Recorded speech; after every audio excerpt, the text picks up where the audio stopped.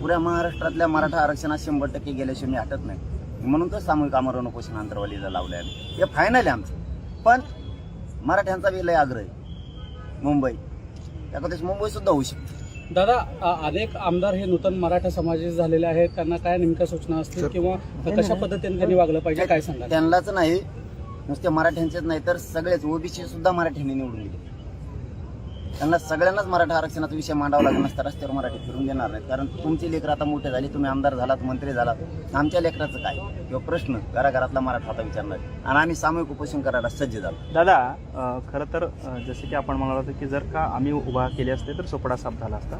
मात्र तुम्ही उभा न करता सुद्धा अनेक ठिकाणी सोपडा साफ झाल्याचं चित्र पाहायला मिळालं. विशेषतः सोलापूर जिल्ह्यामध्ये बार्शी, माढा आणि करमाळा या ठिकाणी मोठा फटका एकंदरीत बसलेला पाहायला मिळाला. काय नक्की चित्र असू शकतं आता? नाही, ज्या गोष्टी केल्या नाहीत त्याला छाती पडायची सवय मला. मी आणि माझा समाज मैदानातच नाही.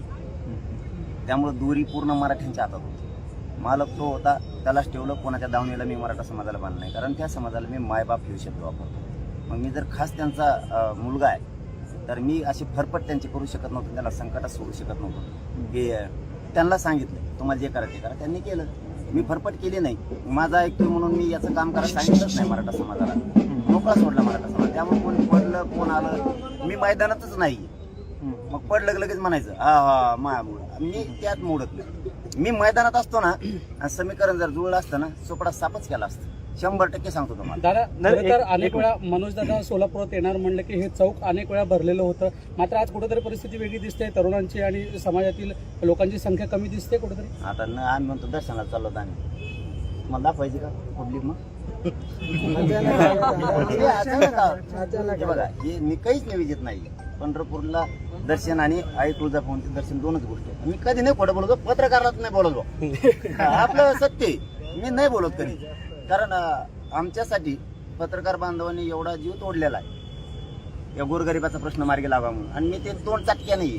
तोंडापुरतं आलं की गोड बोलायचं. खरोखरच मराठीची इतकी ताकद यांनी पण लावली होती. त्याच्यामुळे मी यांना खोटं बोलत नाही.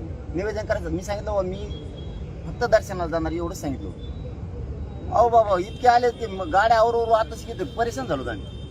6-7 किलोमीटरवरती गाड्या होत्या. इतके लोक आले. इथं नुसता ट्रेलर बी नाही येऊ आणखी नाही मजा येणार. पुढं नुसता आरक्षण देऊ नका मला. एक प्रश्न असा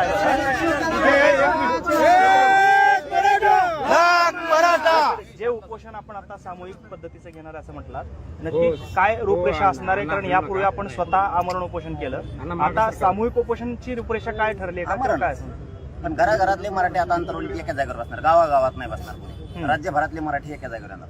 मग ते 10 असले तरी बसणार, 1000 असले तरी बसणार, 1,00,000 मराठी बसले तरी बसणार. आमरण उपोषण 100% अंतरवालीत होणार आणि ते ताकदीनं होणार आहे. पण तारीख सरकार झाल्याशिवाय नाही. मग पुढे ढकली देईन पाहिजे सर.